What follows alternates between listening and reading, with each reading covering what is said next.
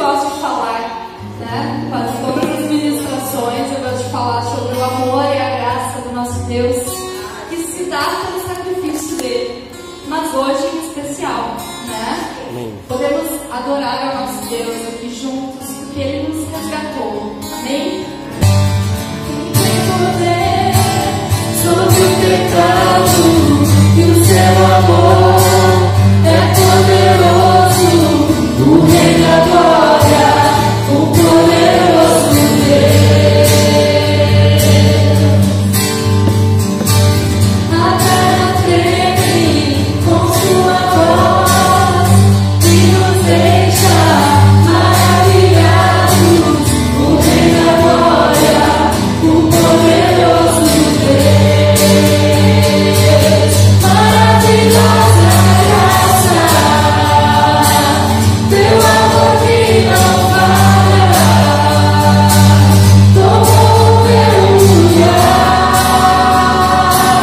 levou a minha cruz, teu sangue me salvou, minha dívida pagou. Jesus, eu canto, porque hoje livre sou. És sempre as paz ao caos dos homens, és escudo aos indefesos, o Rei da Glória, o poderoso Deus. Sobre a nossa vida, reina justiça sobre as nações, a luz que brilha na escuridão, o Rei da Glória, o poderoso Deus. Maravilhosa graça, teu amor que não falha, tomou meu lugar, levou a minha cruz, o sangue me salvou, minha vida pagou.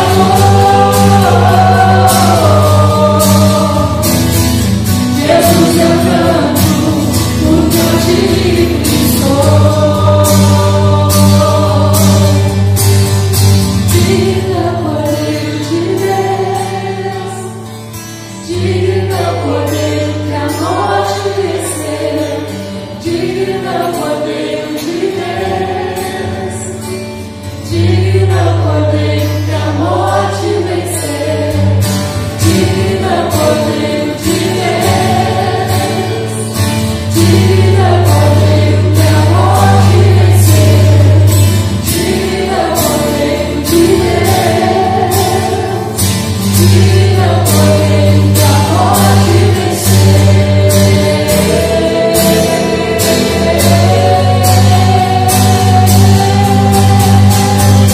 Maravilhosa graça,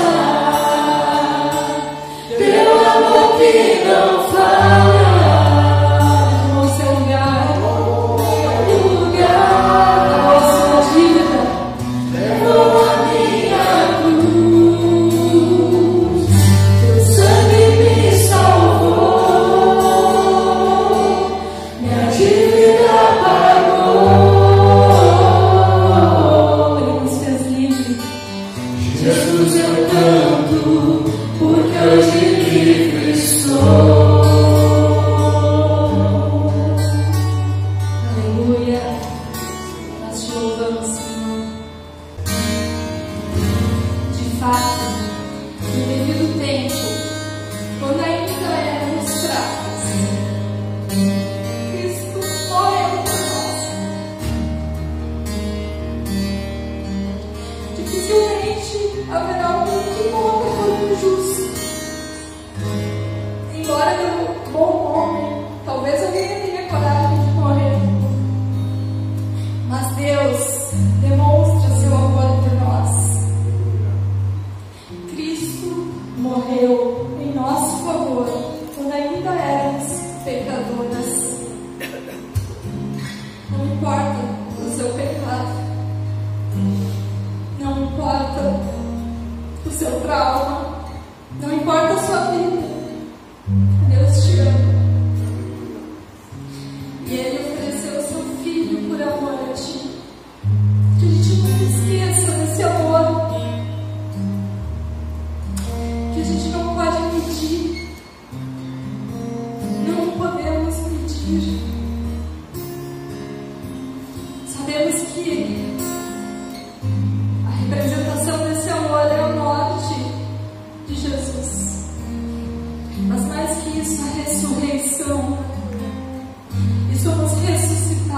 por Ele. Amém?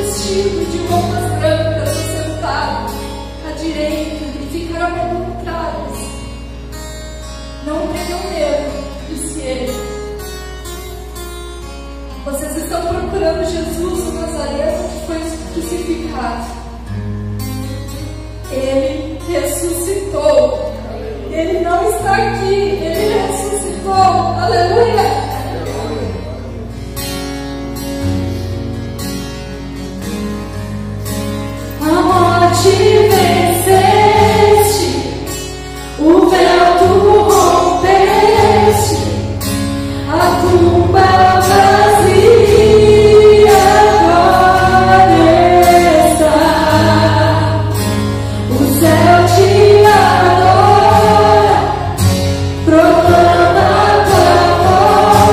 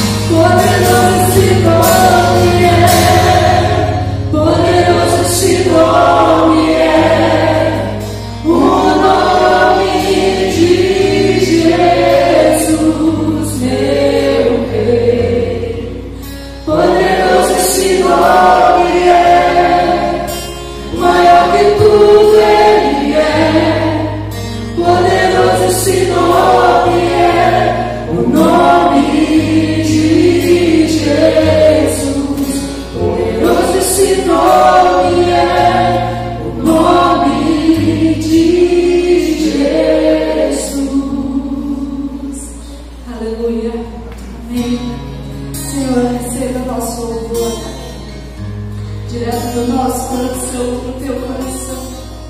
Que seja engrandecido na nossa vida, glorificado por nós todos os dias.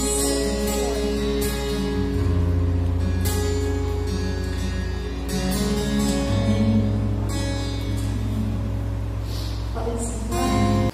Vamos orar mais uma vez pela palavra de Deus.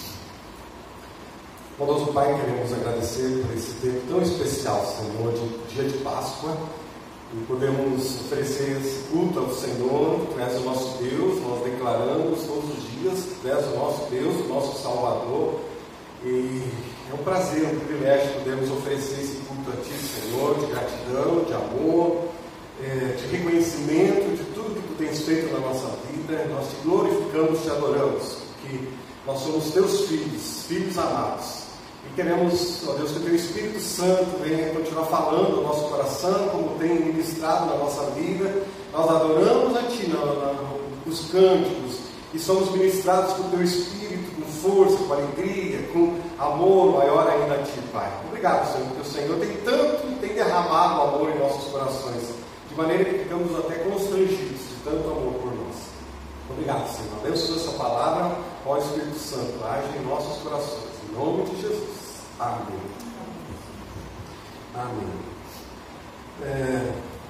Quando nós morávamos em São Leopoldo, eu e minha família, e nós tínhamos uma célula na nossa casa, né? E essa célula nós decidimos fazer uma caminhada pelos vizinhos da casa, meus vizinhos, e fazer uma pesquisa religiosa na época de Páscoa. E nós saímos então de casa em casa, por um quarteirão assim, né? E além de nós lá na célula, veio outros irmãos da igreja, de outra igreja, vieram também estar conosco. E nós saímos batendo de casa em casa, fazendo uma pergunta básica. Qual a tua compreensão sobre a Páscoa? O que é a Páscoa para você? O que significa a Páscoa? Essa era a pergunta para as pessoas que nós fomos fazer. E eu não sei o que você imagina nas respostas, né, das pessoas, mas o que me surpreendeu é que a maioria das pessoas não sabia o que era a Páscoa. Foi uma surpresa, porque nós vivemos num país que, sendo cristão, né, as pessoas se dizem cristãs, então celebram o Natal, celebram a Páscoa, mas não sabe. Uma pessoa disse: olha, é época de ganhar chocolate. Uma senhora, já dos 50 e poucos anos, é época de ganhar chocolate. Realmente eu fiquei surpreendido. E nós oferecemos então a oportunidade para as pessoas que quisessem que nós fôssemos na casa delas, então explicar o que era a Páscoa e fazer alguns estudos bíblicos, né? É uma ideia também para nós estarmos aí na nossa célula, né? Aplicar isso. Mas foi surpreendente as respostas das pessoas em relação ao que é a Páscoa. E se eu fizesse essa pergunta para você agora, e você viesse aqui à frente explicar para nós, para você, o que significa a Páscoa?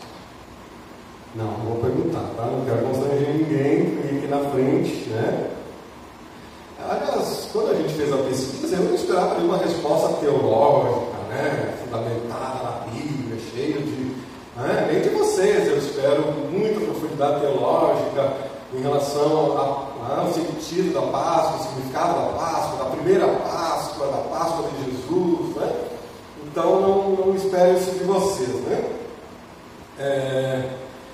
Não espero que vocês venham lembrar de Moisés, né? Quando Deus usou Moisés, quando o povo era escravo no Egito, e Deus usou Moisés para manifestar sua presença através das pragas, junto ao faraó, para o faraó libertar o povo.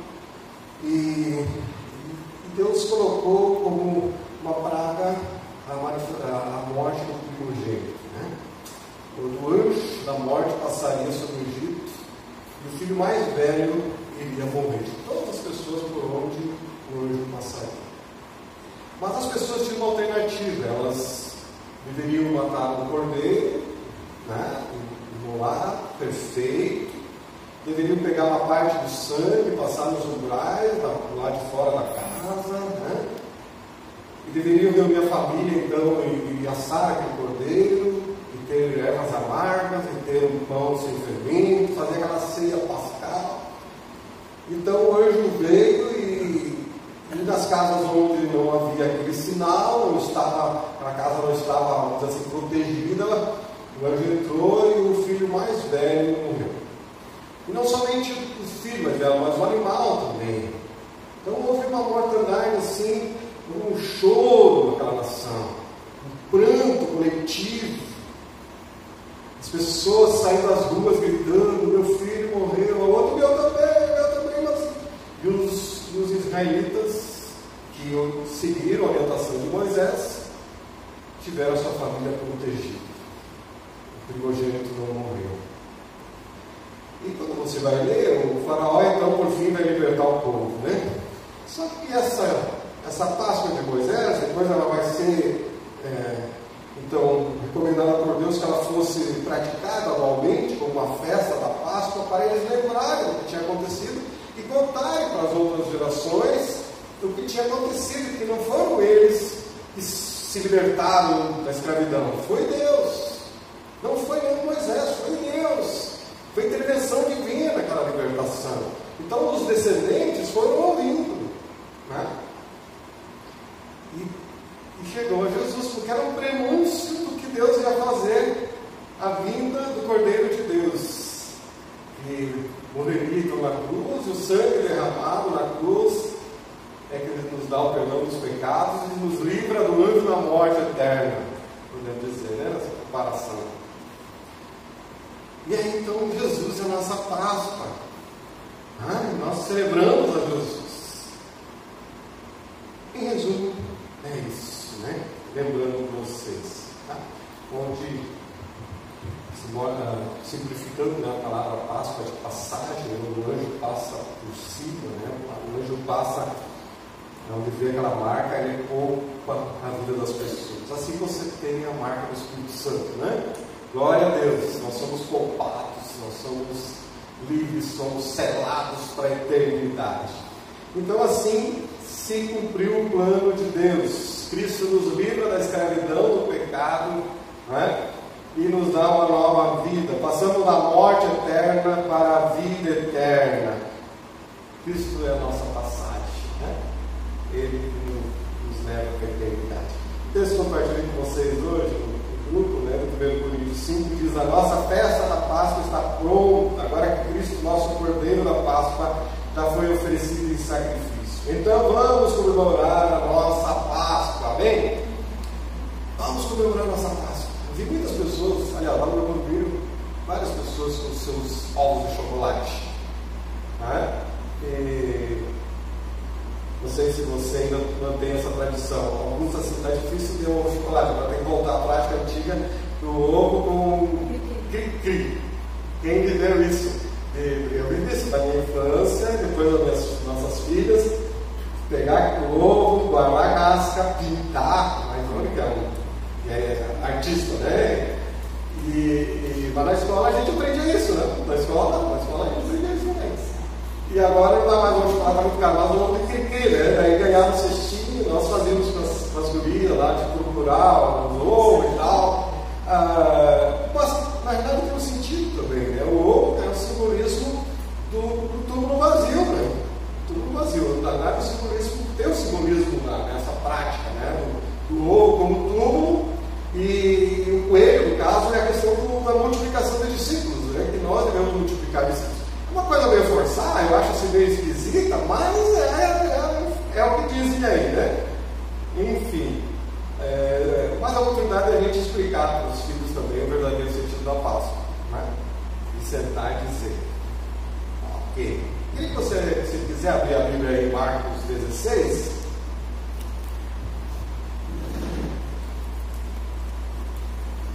não tem como alguém dizer que a Emily não é minha filha, porque ela tem passional que nem eu em relação a algumas expressões da Bíblia, né? Quando eu vejo algumas coisas da Bíblia, eu também choro. E o texto que ela mencionou aqui é o texto que eu também escolhi hoje para a nossa reflexão.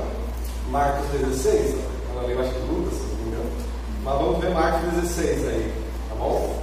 Diz assim, no verso 1 ao 16: quando terminou o sábado, Maria Madalena, Salomé e Maria, mãe de Tiago, compraram especiarias aromáticas para ungir o corpo de Jesus. No primeiro dia da semana, bem cedo, ao nascer do sol, elas se dirigiram ao sepulcro, perguntando umas às outras: quem removerá para nós a pedra da entrada do sepulcro? Mas quando não foram verificar, viram que a pedra, que era muito grande, havia sido removida. Entrando no sepulcro, viram um jovem vestido de roupas brancas, assentado à direita, e ficaram amedrontados. Não tenham medo, disse ele. Vocês estão procurando Jesus, o Nazareno que foi crucificado. Ele ressuscitou, não está aqui. Vejam um lugar onde o haviam posto. Vão e digam aos discípulos dele e a Pedro: ele está indo adiante de vocês para a Galiléia. Lá vocês o verão, como ele lhes disse. Tremendo e assustadas, as mulheres saíram e fugiram do sepulcro e não disseram nada a ninguém, porque estavam amedrontadas. Quando Jesus ressuscitou, na madrugada do primeiro dia da semana, apareceu primeiramente a Maria Madalena, de quem havia expulsado 7 demônios. Ela foi e contou aos que com ele tinham estado. Eles estavam lamentando e chorando. Quando viram que Jesus estava vivo e fora visto por ela, não creram. Depois Jesus apareceu de outra forma a 2 deles, estando eles a caminho do campo. Eles voltaram e relataram isso aos outros, mas também nestes eles não creram. Mais tarde, Jesus apareceu aos 11, enquanto eles comiam, censurou-lhes a incredulidade e a dureza de coração, porque não acreditaram nos que o tinham visto depois de ressurreto. E disse-lhes: vão pelo mundo todo e pregam o evangelho a todas as pessoas. Quem crer e for batizado será salvo, mas quem não crer será condenado. Muito bem. Está aí um texto maravilhoso da palavra de Deus, que registrado por Marcos. Você vai ter a versão lá escrita por Mateus e também por Lucas, mais assim, outros detalhes aí sobre a ressurreição de Jesus. Mas nós vemos aí, após a morte, a crucificação de Jesus, após a morte de alguém, natural que nós ficamos tristes. A morte gera tristeza. E aqui eles tinham toda a esperança, tanta expectativa na vida de Jesus ser o libertador, de Jesus ser o salvador e libertar as pessoas do jugo romano. É natural que elas estavam tristes. Só que elas tinham aquela prática de ungir o corpo, com ervas aromáticas, estavam elas, e havia uma preocupação nelas. Os homens ficaram lá escondidos, me parece, sim, a gente olha os textos, parece que os homens estão lá escondidos, com medo ainda. Bom, nós estivemos com eles, eu tive que fugir, um fugiu e ficou sem roupa, o outro pegou, conhecia e chorou, eles decidiram pescar, e daqui a pouco estão lá dentro da casa, abatidos. As mulheres vão lá para ungir. Minha preocupação é quem removerá para nós a pedra da entrada do sepulcro. Nós que conhecemos a história, se você se coloca no lugar delas, pensa você indo lá com um propósito, uma ideia, poxa, tem uma pedra enorme lá, como é que nós vamos remover aquilo? E aí chega uma pedra, opa, aconteceu alguma coisa, o que houve, O verso 4 diz que quando foram verificar, viram que a pedra, que era muito grande, havia sido removida. Lá no Evangelho conforme Mateus, ele registra dizendo que eis que houvera um grande terremoto, porque um anjo do Senhor descendo do céu chegou, removendo a pedra da porta e sentou-se sobre ela. Tem uns detalhes aqui, Marcos é mais sucinto na sua narrativa. Lucas, no capítulo 24, vai registrar que o anjo disse: por que vocês estão procurando entre os mortos aquele que vive? Ele não está aqui, ele ressuscitou, gente. Realmente, eu leio esse texto aqui, quando eu li, preparando a mensagem, eu fico emocionado. E elas vivem ali, batidas, e aí vem alguém e dá essa notícia para elas, uma boa notícia, a melhor notícia. O Evangelho é a ressurreição. Sensacional. Por que vocês procuram entre os mortos aquele que está vivo? Jesus havia ressuscitado. Eu fico imaginando o que essas mulheres pensaram dessas palavras. Esperavam encontrar um cadáver chegam lá e tem um encontro com os anjos, né? E ouvem essas palavras dele ressuscitou. Na verdade, elas não deveriam estar surpresas, e nem os discípulos, porque Jesus já vinha anunciando várias vezes que ele ia morrer e ia ressuscitar o terceiro dia. Jesus foi, né? Já anunciando muitas vezes antes. Mas o fato é que ninguém estava esperando a ressurreição. E eu acho que nem estava esperando a morte de Jesus. E quando aconteceu, tanto que fugiram, né? Mas agora morreu e lembrar que ele ia ressuscitar, então ninguém estava esperando a ressurreição. E na época de Jesus, as pessoas não estavam tão predispostas a crer na ressurreição, e aliás, hoje em dia, de uma forma diferente, ainda as pessoas não acreditam na ressurreição.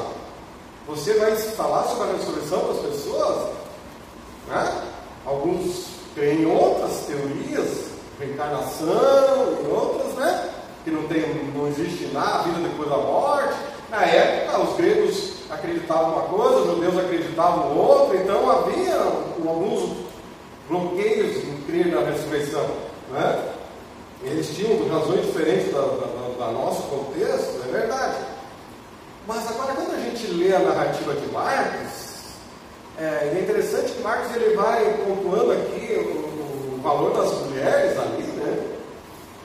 Das 3, depois vai mencionar Maria Madalena, quer dizer, é interessante que Marcos está salientando isso, porque a mulher naquela época não tinha, o que a mulher falava não tinha muito valor. Então, é mais uma prova da veracidade da ressurreição, porque Deus vai usar as mulheres para falar, ser as primeiras portadoras da palavra da ressurreição.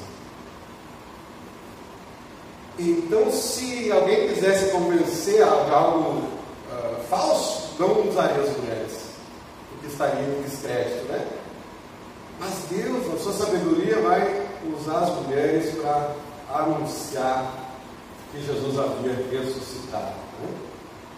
Deus vai usar as mulheres aqui para anunciar a ressurreição, né? Agora é interessante que tem um comentarista que ele vai fazer uma observação que eu achei muito interessante, que quando o anjo vai dizer para as mulheres, vão dizer para os discípulos ali, ele vai dizer assim, vão e diga aos discípulos, ele e a Pedro, ele está indo adiante de vocês para a Galileia, lá vocês o verão como ele lhes disse. Jesus podia ter dito assim, vamos pedir para aqueles covardes lá, para aqueles homens medrosos, né? Esses caras me negaram, me abandonaram, né? Não, Jesus é sempre aqui. Depois Jesus vai fazer uma repreensão pessoal, né? Da falta de fé deles crerem, demorando a crer, né? Mas a palavra que Jesus dá é de que Jesus queria todos eles de volta. Jesus não queria que eles agora fossem humilhados, condenados, mas Jesus queria todos eles de volta. Vai, diga para eles, eu quero eles de volta, para comunhão comigo. Quero novamente esse encontro com eles. Gente, eu não sei como que você valoriza ou você pensa sobre a tua ressurreição. E a nossa ressurreição, ela só é possível porque Jesus ressuscitou, porque Jesus venceu a morte. Como escreveu o apóstolo Paulo lá na primeira carta aos Coríntios 15, dizendo, onde está a morte? A tua vitória. Onde está a morte? O teu poder de ferir, de destruir. Onde está a morte? Jesus destruiu a morte, porque Ele ressuscitou, né? Eu creio que todos nós, se eu conversar com cada um de vocês e perguntar, qual é o teu problema hoje? Todos nós temos algum probleminha na vida. Olha, vai ser difícil o dia que você não tiver algum problema, né? É difícil. O dia que você passa assim, olha, hoje foi o dia que você não tive problema nenhum, preocupação nenhuma. É difícil. Geralmente é um problema antigo, é um problema novo. Geralmente nós temos problema na nossa vida. Agora eu gosto de falar que Jesus, Ele veio resolver os nossos problemas também, mas Jesus veio resolver o problema, o grande problema que nós temos como seres humanos, né? É certo que Jesus, que Deus nos ajuda nos nossos problemas, nas nossas aflições. A palavra de Deus diz lá em Hebreus 4, dizendo assim, Portanto, visto que temos um grande sumo sacerdote que adentrou os céus, Jesus, o Filho de Deus, apeguemos com toda a firmeza a fé que professamos, pois não temos um sumo sacerdote que não possa compadecer-se das nossas fraquezas, mas sim alguém que, como nós, passou por todo tipo de tentação, porém sem pecado. Assim sendo, aproximemo-nos do trono da graça com toda a confiança, a fim de recebermos misericórdia e encontrarmos graça que nos ajude no momento da necessidade. É claro que nós podemos e devemos, e o Senhor nos chama a apresentar a Ele nossos problemas, nossas aflições, nossas preocupações.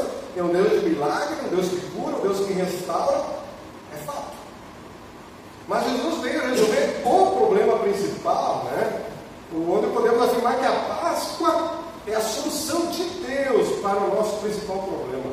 Conforme Paulo escreveu aos Romanos 3:23, dizendo que todos os pecados estão afastados da presença gloriosa de Deus. Esse é o nosso grande problema. Somos pecadores e somos afastados da presença de Deus.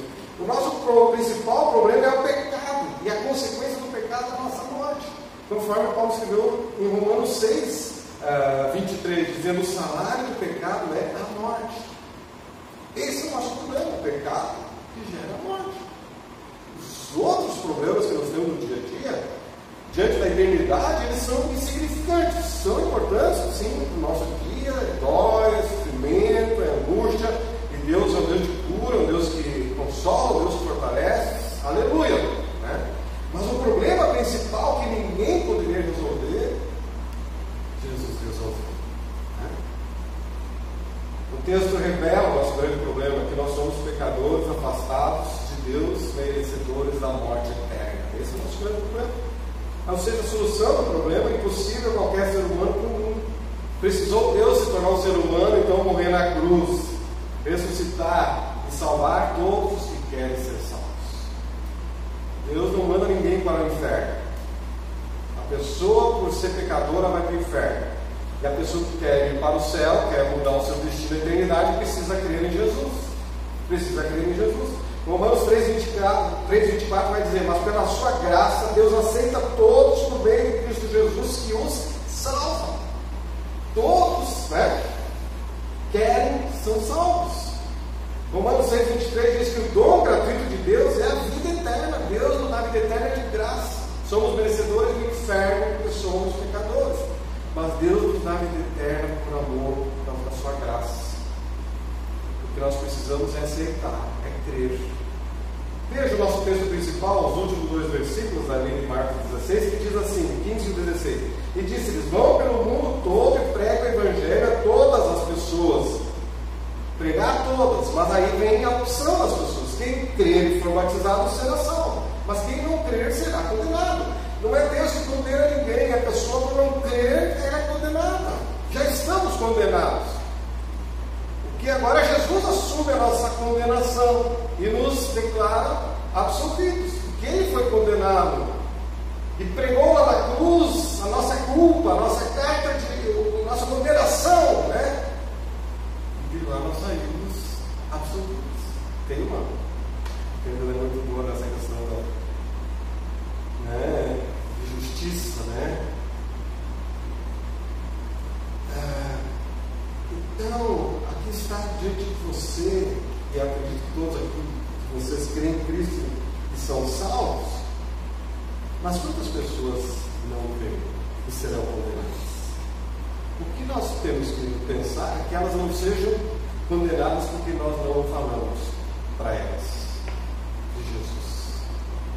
Esses dias eu falei para vocês, eu fui imaginar os coordenadores lá em Passo Fundo, e o meu irmão mora perto, mais velho que eu, e com ele mora o meu sobrinho, a esposa dele, né? E a filha. Então eu fui um dia antes para, de novo, já que estou indo lá, vou lá para falar mais uma vez. E tivemos uma conversa séria à noite lá, sobre as questões espirituais, né? Conversas sérias. Sentei na frente igual, né? E puxei assunto, tivemos uns embates feios. Então, depois, né? O diabo também começa a trabalhar, né? Eu não vai entendendo, eu pude dizer principalmente o que é Jesus para mim. isso a gente pode dizer. Jesus para mim, Ele é quem? É o meu Salvador. Não sei se é o teu, mas Ele é o meu Salvador. Eu posso dizer, eu creio no que a Bíblia diz, eu creio que Jesus morreu e ressuscitou, eu creio que eu vou ressuscitar. Isso eu posso dizer para as pessoas. A questão dela agora, aceitar e crer é dela. O que eu posso dizer é que eu creio. Eu creio e sou salvo conforme a promessa da Bíblia. Ou seja, queridos, nós deveríamos ser agradecidos a Deus todos os dias pela nossa salvação, pela ressurreição. Pela ressurreição. Jesus resolveu o teu grande problema, o problema da tua vida, né? E a maior expressão de gratidão da nossa salvação, qual é a maior expressão de gratidão? Cantar, ler a Bíblia. Isso todos nós devemos fazer, né? Mas a maior expressão de gratidão é transmitir o Evangelho a outras pessoas. Porque se é bom para mim, eu creio que é bom para as outras pessoas. Então a minha maior expressão de gratidão para a minha salvação é anunciar o Evangelho para as outras pessoas, conforme Jesus orientou os discípulos. Agora, a decisão da pessoa de crer ou rejeitar será da pessoa. Gente, se não fosse a ressurreição de Jesus, o Evangelho poderíamos dizer que seria um livro de histórias bonitas. E você vai encontrar muitos livros de histórias bonitas de outras religiões. Mas o que difere o Evangelho, a Bíblia, o Novo Testamento, é a ressurreição de Jesus. Então aqui o Evangelho é precioso demais, né? E não é só um livro de histórias, mas a ressurreição de Jesus demonstra o poder de Deus em transformar vidas. E transformou a tua e continua transformando, na verdade, dia a dia, né? Mas o poder de Jesus transformar a nossa história, a nossa vida, porque Deus nos criou para amar a Ele. E como nós nos desviamos desse propósito de amar, Deus precisou vir nos resgatar, trazer de volta para Ele. Trazer de volta para Ele. Chegando ao final,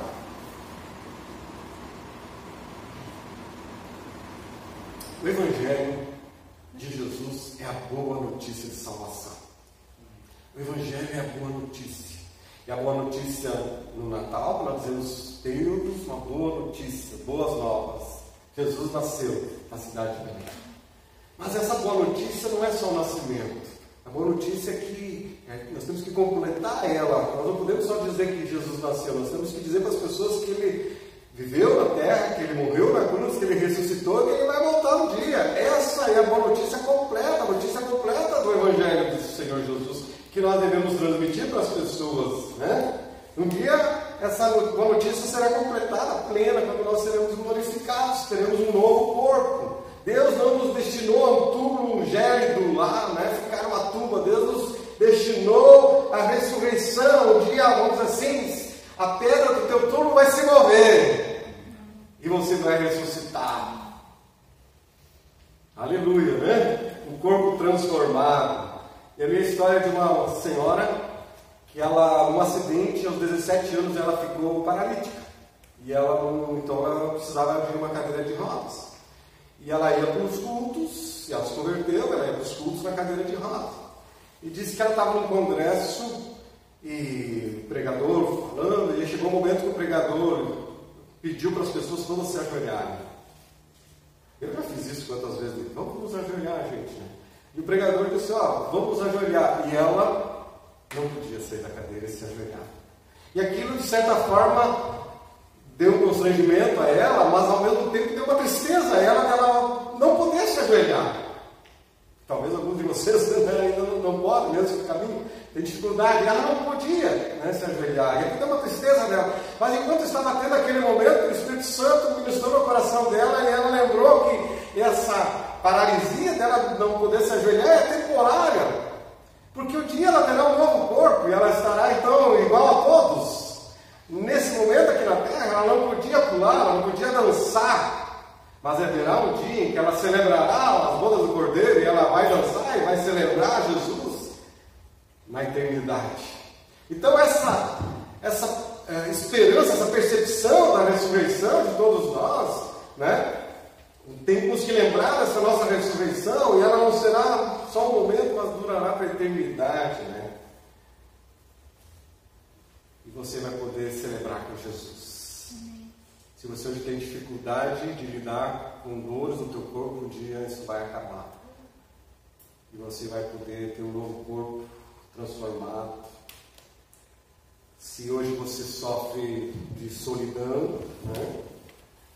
Saiba que um dia você vai ter, e já tem, um amor verdadeiro do Senhor, né?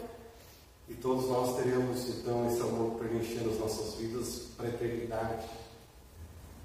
Se você, em algum momento da tua vida, você se sente vazio, incompleto, pela circunstância da vida, saiba que aqui já, mas na eternidade, você será plenamente satisfeito em Jesus.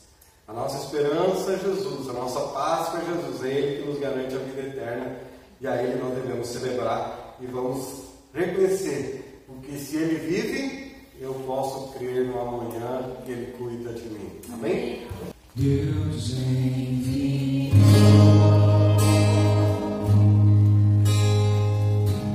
seu Filho amado pra me salvar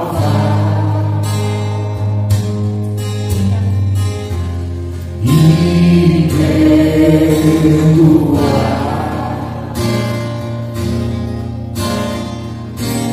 Na cruz morrer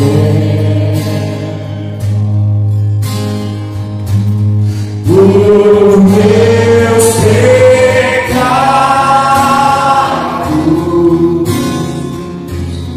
mas ressurgiu e vivo com o Pai está.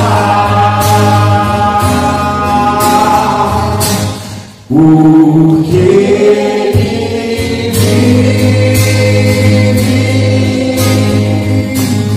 posso crer no amanhã. Porque Ele vive,